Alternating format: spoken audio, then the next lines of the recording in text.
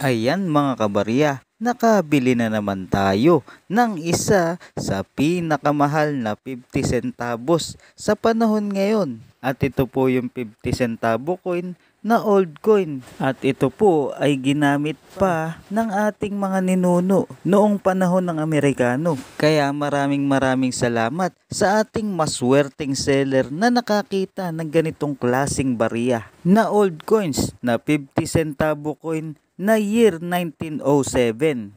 Sa mga hindi po nakakaalam mga kabarya, ito po ay isang uri ng silver coin at may content na 0.750 sa silver at 0.250 naman sa copper. Binibili ko ito mula 150 pesos hanggang 300 pesos.